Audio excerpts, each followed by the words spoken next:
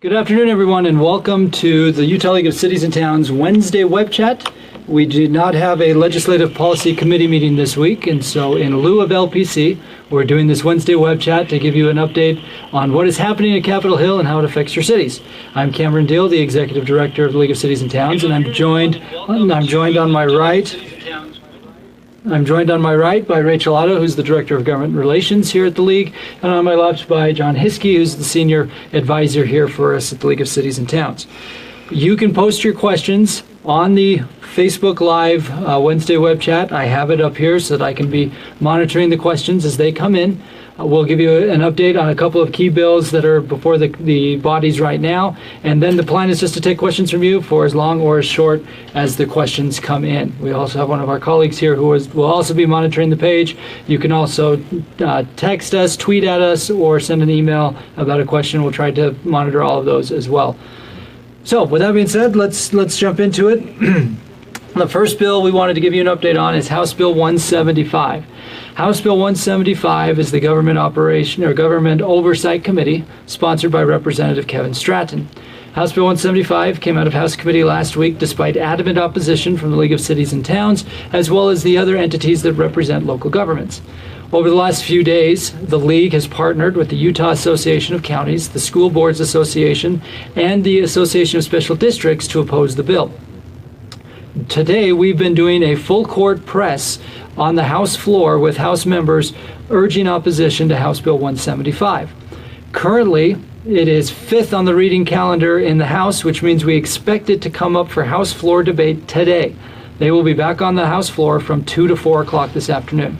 As such, it is imperative that you reach out immediately to your representative and urge him or her to vote no on House Bill 175. The League has created talking points in conjunction with the Association of Counties, the School Board Association, and the Association of Special Districts. Those talking points are available on our website for you to use and to share. We have also created a video with testimonials from mayors, council members, county commissioners, and school board leaders opposing 175. You can also find that on our website and on our Facebook page. We urge you to share those resources with representatives. We want to make sure that the message is heard loud and clear on the floor of the House of Representatives that local government stands united in opposition to House Bill 175. So, with that being said, we are willing to take any questions that people have about any legislation, recognizing that we're now tracking over 240 bills at last count. And so we are willing to take whatever questions that you have that you can put here in the news feed. So, question from Chris Condi, who's a council member in Lehigh. Hello, Chris. Any specific representatives that we should communicate with, or just everyone? We have been working a floor count on House Bill 175 as of, I'm not sure what time it is right now, but as of approximately 20 minutes ago, we had a double-digit number of representatives that support the bill. We have ballpark 25 who have told us that they oppose the bill, and then we're trying to hit the rest of them. Chris, in your neck of the woods, please reach out to Representative Jefferson Moss. He's on our short list. He's a former council member, and he's one that needs to be touched before the House vote later today. As I'm looking at the other folks who are on here, any touch is a good touch. So even if you think that your House member already knows where the city is on this issue, reach out to them anyway. We want to make sure that there is no excuse that they didn't hear from their cities on House Bill 175. So Chris, hopefully that answers your question. I've got two others that just jumped in here. We'll start first with Jamie from Orem. Update on House Bill 225. That is the referendum bill. So sorry, John and Rachel, I'm dominating the conversation here, but that's one of the bills I've been working on. Rachel, the next question is on Henderson's SB 120 from Isaac and Provo. So that puts you on notice to be prepared for that one. And then question for you, John, to prepare for House Bill 268, which is Perry's off-duty employment of law enforcement officers. Okay, so since you guys don't have the benefit of having the questions in front of you, you can think about that while I address Jamie's question. House Bill 225, third sub, will be public any minute now. There was a second sub that was a result of the committee hearing last week, and that committee hearing went for 2 hours. Roger, too, was there to testify for the League. The third sub, I was sent a copy of it just before we left the Hill to come down to this, and I'm meeting with Representative Dodd during the 1 o'clock hour to discuss it. There were some pieces that were put into the second sub that referendum organizers wanted and that we said absolutely not to. And so that's what we'll be meeting with him about. That bill is scheduled for committee at 4 o'clock this afternoon, and I expect another line of questioning from that committee. That committee consists of several legislators who have been involved in local referendums in the past. And so they are concerned about any sort of effort that appears like the balance is shifting toward the cities. What we have articulated to them repeatedly is that we are trying to improve the overall process and understanding of the process so that cities know what the rules are and organizers know what the rules are, because right now that's very squishy. I don't want to predict how the committee hearing is going to go this afternoon, other than to say that I'll be meeting with Representative Daw at 1 o'clock to talk about that third sub. It should be online, so I encourage all of you. So Jamie, have Heather take a look at it. Isaac, have Brian in your office take a look at it. And anybody else who's interested, it's House Bill 225.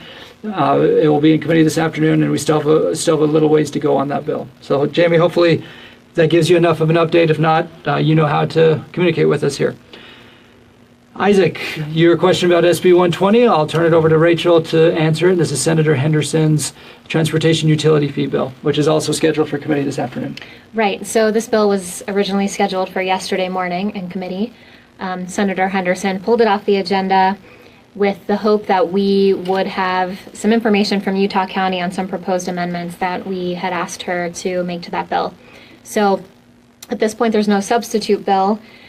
We have reached out to Utah County to discuss some ideas we had for narrowing the scope of the county exemption on that bill. Hopefully we will be able to circle back with the county today and see just if they could be on board with our proposed amendment and get back in touch with Senator Henderson before the 4 o'clock committee today.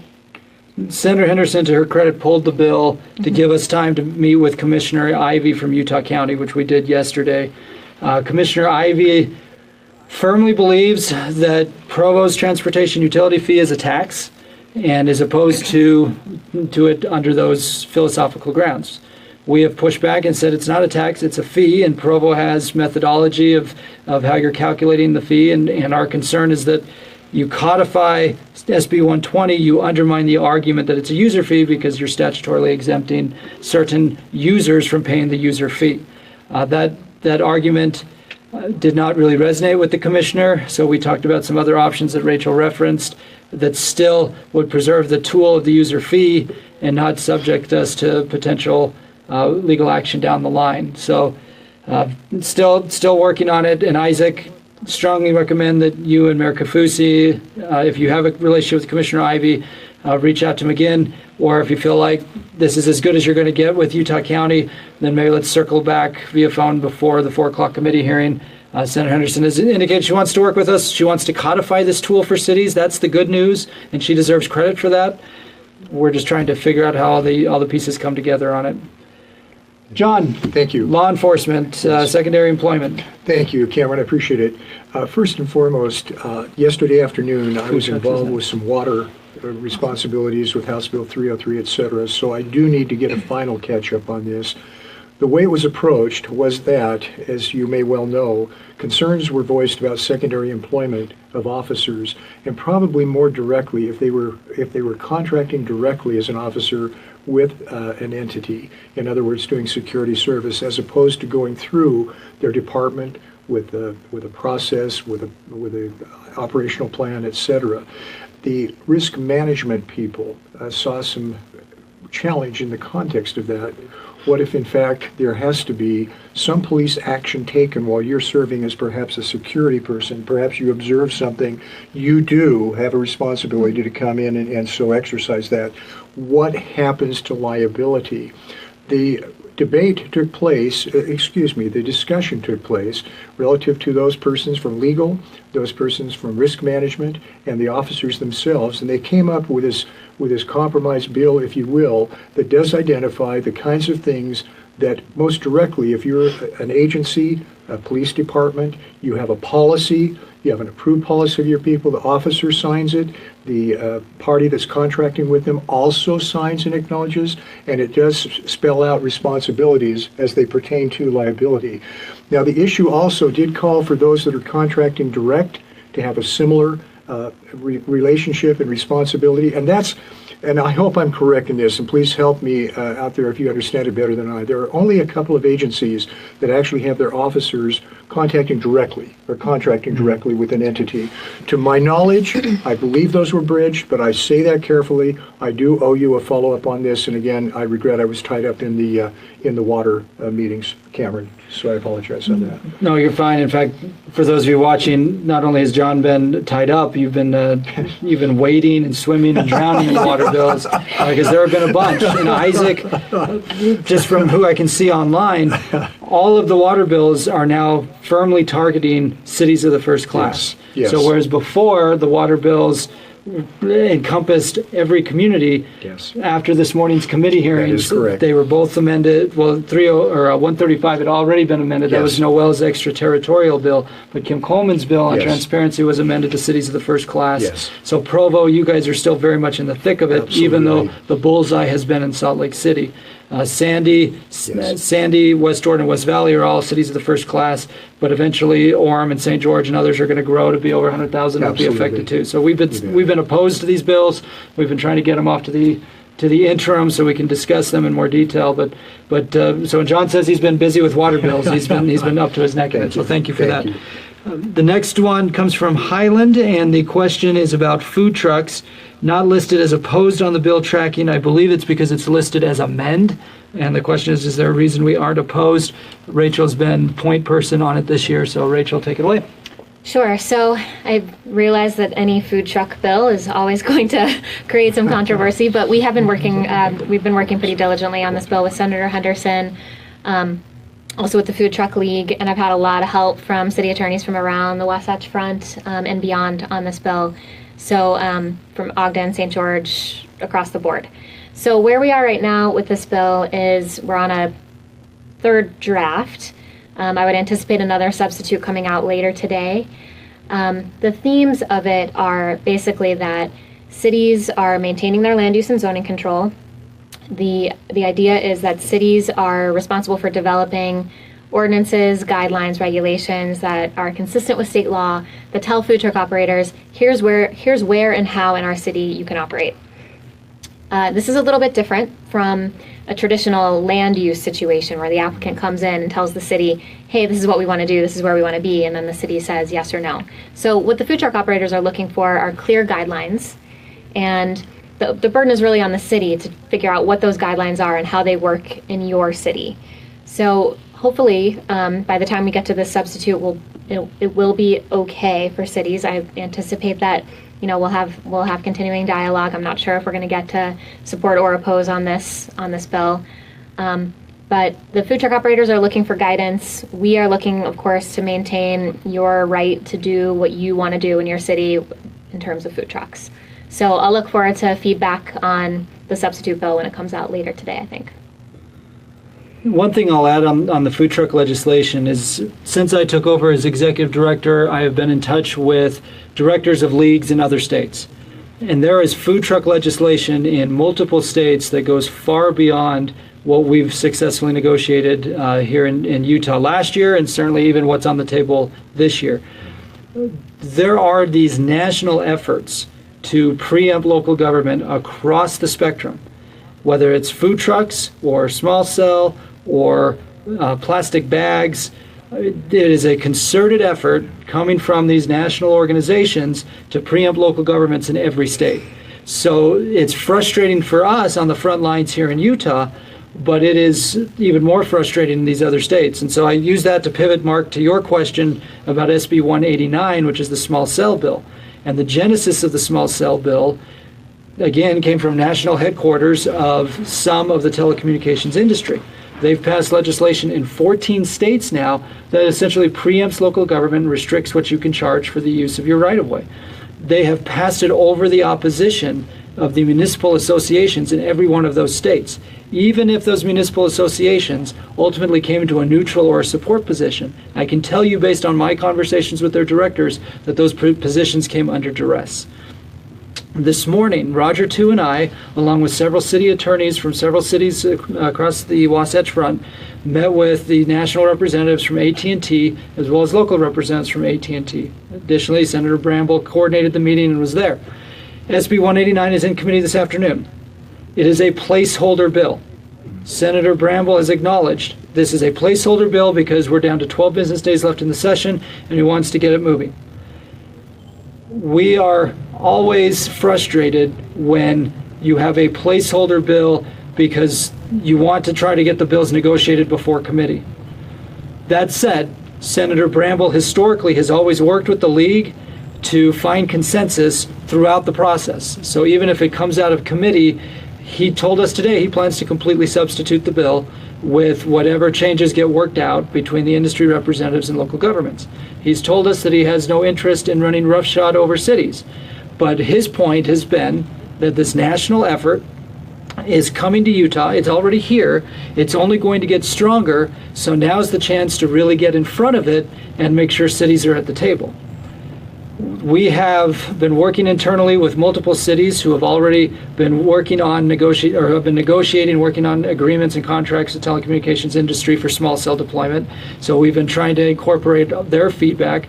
And Mark, I even used the words in the negotiation this morning. I'm going to channel my inner Mark Christensen to talk about the difference between approving small cell applications in a fast-growing city like Saratoga Springs versus a more established city. Totally different worlds when you're talking about development. So Senator Bramble's aware of that. He's committed to keep working with the parties. We told him we're opposing his bill in committee this afternoon. He said he expected that. That was fine, so long as we're still in good faith negotiations with him. So hopefully, Mark, that answers your question about where things are at there. And I don't see any follow-up questions yet from you, Mark, but maybe I'll have an angry text later. Hey, could I just interject? Yep, jump in. I was just catching up on 268. Okay. The employment relative to police officers. It did, in fact, come out of committee with a 10-1 vote, and it is currently shown on the House third reading calendar. So it has moved that forward again, reflecting those efforts to try to bring together risk management needs, attorneys' needs, and the officers themselves. So thus it is progressing at that point, and we will keep that monitored very closely. Perfect. Thank you, John. Thank you. Two other bills have just popped up. So Rachel, will you answer Steve Mumford's question on House Bill 346 plan reviews? The question is just, where are we? It is, what is the latest? What is the latest? So the bill is passed out of committee. I think it passed out, if I recall correctly, I think it passed out of committee unanimously. It should be moving forward. Again, this is a land use task force bill that repeals the 14 and 21 day sunset or timeline sunsets. We can still work on of some fixes of the bill. There's still been some conversations on a few fixes of the bill. So if you have specific feedback, please make sure that, I think I've heard from Steve already, but make sure that we hear from you on that one.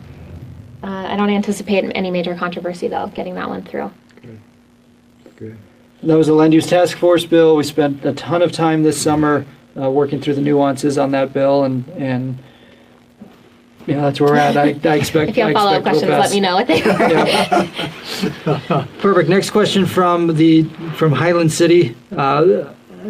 Just so you know, Highland, Mayor Mann was up at the Capitol with us all morning this morning, working on issues, and so we were glad to have him up there with us. Appreciate it. The question is, what about House Bill 271, Government Enterprise Amendments? This is Representative Fossen's bill that is still awaiting a committee hearing. We have voiced major opposition to it. This bill would require that a city conduct a costly study. And when I say a city of the first or second class would conduct a costly study before you could provide an entertainment venue or a recreation facility or anything that could potentially compete with the private sector. The statement that I've used at the Capitol and with our team internally is that The city and county rec centers that exist to provide a venue for junior jazz programming. And so we support junior jazz. We want to make sure that that tool continues to exist, and House Bill 271 is anti-junior jazz. The fact that the bill has not come up for a committee hearing is a good sign. It was on the agenda 2 weeks ago now, Yeah. and at the request of the League and the Association of Counties, the bill sponsor pulled it back and has not put it back on the agenda because he knows of our opposition to it. So we'll continue to keep a close eye on it because we don't like that cost burden on cities of first and second class, and we don't like that precedent. You should be able to provide the services that your residents see fit. Cameron, can I just make an observation? Observe away. As many of you may know, I spent many years at Sandy City working with the League, and this has been my primary assignment. I want to tell you what an eye-opener it has been to view this from the perspective of the entire League. The magnitude of what is taking place, the numbers of issues, the intricacies, it is an eye-opener. And I'm going to be self-serving here. I commend these folks. They are outstanding at what they're doing to cover the ground they do with the quickness they do and the communications tools. I appreciate it. And I guess that may be touting something incorrectly, but it has really been a wonderful eye-opener to me, and I really do appreciate the dedication of this team. No, thank you, and we're glad to have you. Thank you. Thanks for coming out of retirement to help us. Thank you. Mark Christensen asked about House Bill 256. That number rings a bell. Searching in the recesses of my memory, 256. Mark, can you give us a little more to work with? I'll come back to you, but... this is just a test. He just picked a random bill. Thanks, Mark. That's so Chris Condi, Councilmember Condi asked about Senator Andrigg's bill on business licenses as home occupation businesses, and this was in committee this morning, and I testified against it. This is House Bill 158, and it's the follow-up from SB... Oh, that's true. Good catch. He used to be in the House. Right. But Senate Bill 158 used to be, or it's the follow-up from SB 81 from last year. The crux of SB 158 is the bill in its current form would create a presumption that a home occupation business would be exempt from any fees. Then it would dictate a couple of particular things that a city could not use to measure the potential, the impacts, and then the bill would require noticing two home occupation business licenses about the bill, and would prohibit the use of a checklist. I've met with Senator Andrigg several times on this bill, expressed our full-out opposition to it because it is in the realm of micromanagement and it's one-size-fits-all. And those are the exact terms I used in the committee meeting this morning. The Libertas Institute is pushing the bill, and they attacked cities whole scale this morning because they have a handful of examples of where they believe cities are flaunting the law of SB 81. I responded quite aggressively this morning that facts matter, and gave examples of where Libertas has indicated that a city is not in compliance with SB 81, and we followed up and found that the city actually is indeed in compliance with SB 81. I also pointed out that the majority of the cities are working toward compliance on it, talked about the work that the League and the Business License Association have done to encourage compliance. Senator Andrigg, during his comments as he presented the bill and when the bill was voted on, said he was working on a substitute to narrow the scope of the bill and that he wanted to continue to work in good faith with the League.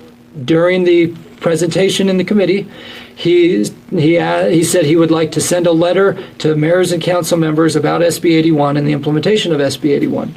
And we agreed that made sense to help people understand the legislative intent behind that bill. Two members of the Senate committee this morning voiced concerns about the bill in its current form. They didn't like the scope of it, and yet they passed it out unanimously anyway and encouraged the League to continue working with Senator Andrigg. I mentioned earlier the issue of committees and bills flying through committees. It is very rare anymore for a committee to kill a bill. And so every bill goes through committee and ends up on the floor, and so we're constantly negotiating up until 11:59 and 59 seconds on the last day of the session. If Roger were here, he would tell you that was not always the case. The bills used to be debated in committee and killed in committee, and that just does not happen anymore. Moral of the story on SB 158 is after the committee hearing, Senator Andrick texted me and wanted to find time to talk about the narrow focus of the substitute. One good piece that he's brought up that he would like to do in the substitute, where I think there's some room for discussion, is there are cities that are charging an administrative fee for a home occupation business license. In those circumstances, the city has repealed the requirement to have the business license altogether. But then the home occupation business owner comes to the city and says, I need a license because I need a license for sales tax purposes, or because I'm a gun dealer out of my home and I need it for federal law.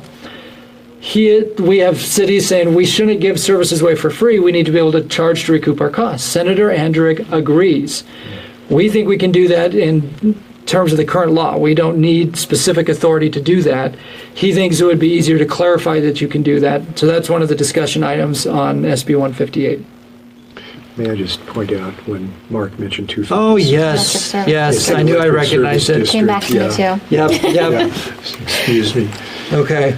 So that's a Roger question, and Roger's not here. Next question. I'm kidding, Mark, I'm kidding. So House Bill 256 was briefly touched on at LPC last week. This is an issue that really has two major components. Component number one is the fact pattern in South Utah County. The fact pattern there is that you have several cities that own their own municipal power departments, particularly Payson and Spanish Fork.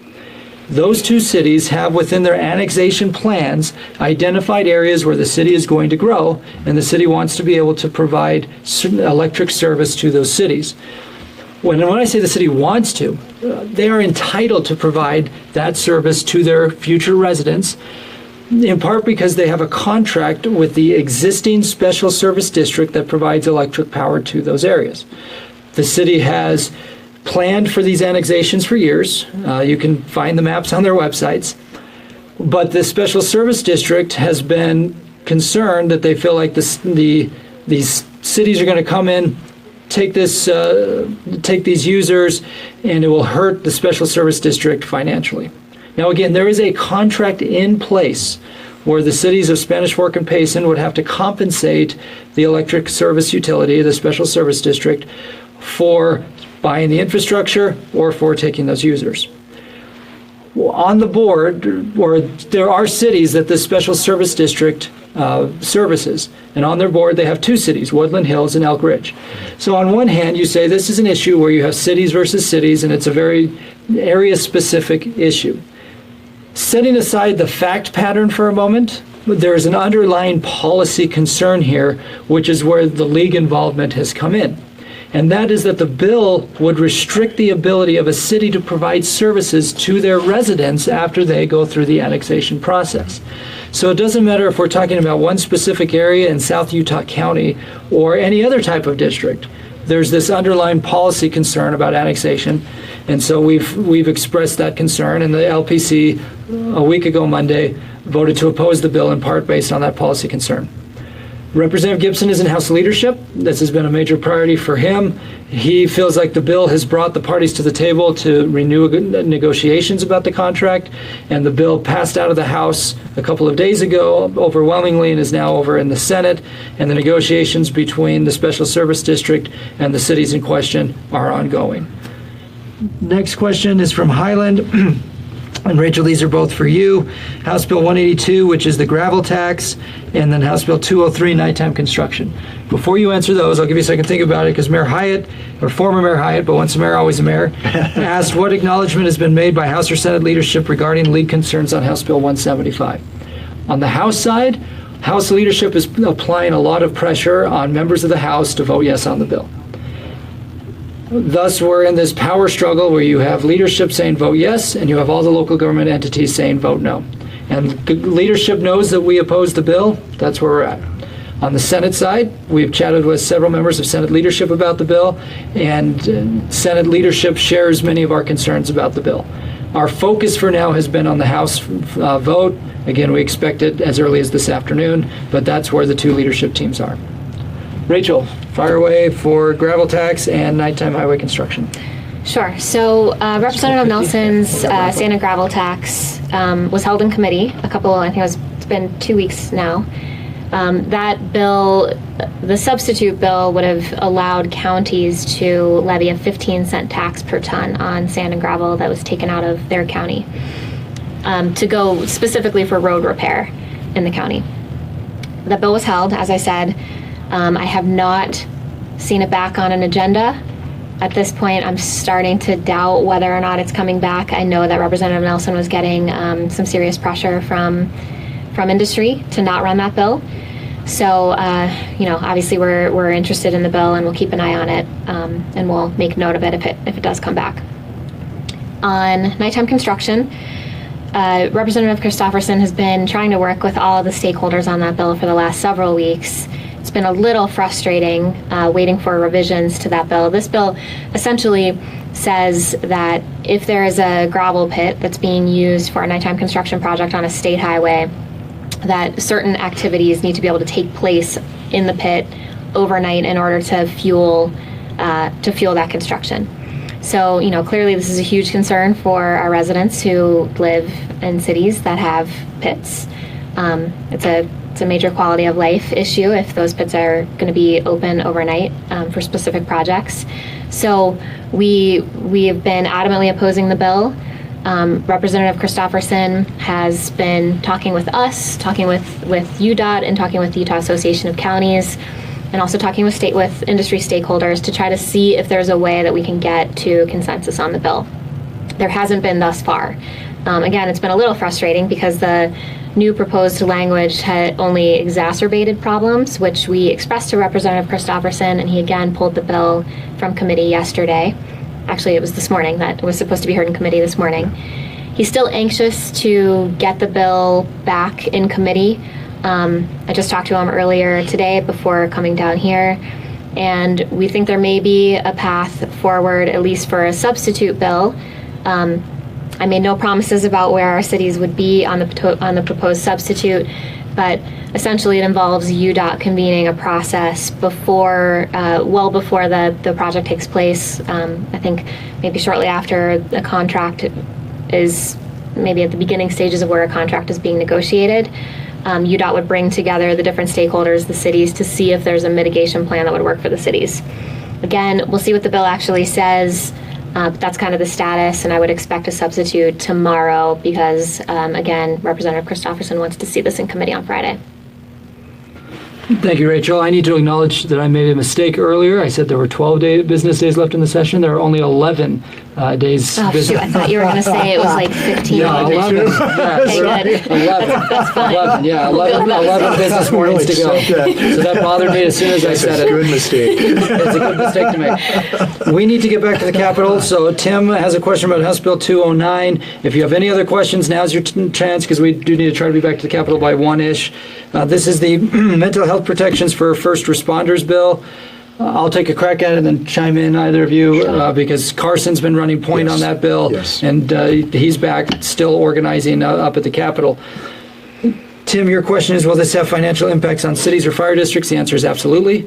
That's why we've been opposed to the bill. We testified against it in committee, and the bill sponsor, again, got the bill out of committee almost unanimously, even though multiple people on committee acknowledged that they thought it could be expensive.